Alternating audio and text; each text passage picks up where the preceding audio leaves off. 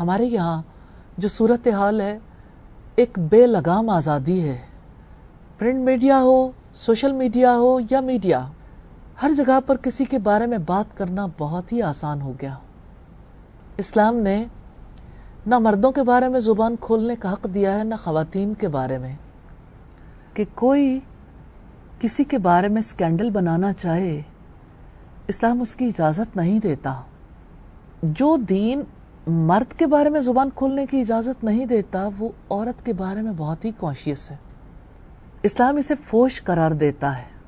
نبی صلی اللہ علیہ وسلم جب معراج کے لیے گئے تو اس موقع پر آپ نے مختلف سزائیں بھی دیکھی، جن میں سے ایک سزا یہ بھی تھی، وہ لوگ جو ایک دوسرے کی غیبت کرتے ہیں وہ تانبے کے ناخنوں سے اپنے ہی گوشت کو ادھیڑ رہے تھے. اور قرآن پاک میں رب العزت نے فرمایا، کیا تم پسند کرتے ہو کہ اپنے مردہ بھائی کا گوشت کھاؤ؟ تو غیبت کرنا ایسا ہی ہے جیسے کوئی اپنے مردہ بھائی کا گوشت کھاتا ہے.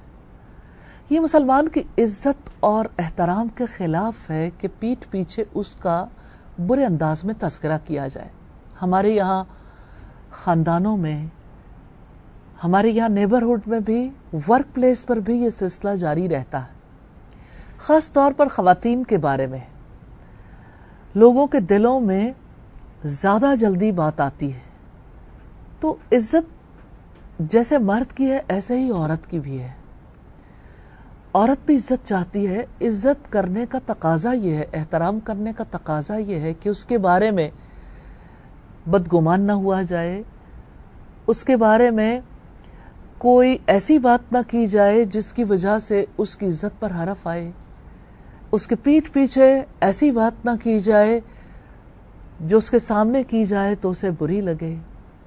اور پھر جیسے طعنہ دینا ہے، حضرت عائشہ نے طعنہ دیا تو نبی صلی اللہ علیہ وسلم نے فوراً پکڑ لیا.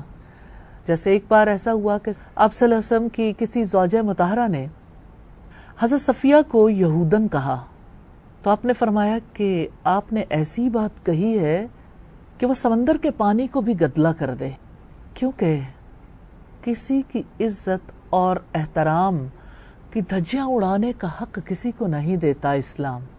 عزت اور احترام کس حد تک ہے کہ آپ صلی اللہ علیہ وسلم نے خطبہ حجۃ الوداع میں ارشاد فرمایا، ایک مسلمان پورے کا پورا دوسرے پر حرام ہے، اس کی جان، اس کی مال اور اس کی عزت. عزت میں انسان کے لیے کسی قسم کا طعنہ برداشت کرنا، اگر کوئی کسی کا نام رکھتا ہے، کسی کا مذاق اڑاتا ہے، تھپتیاں چوٹیں کستا ہے، تو عزت و احترام کے خلاف ہے. اسلام اجازت نہیں دیتا کوئی کسی کا سکینڈل بنائے.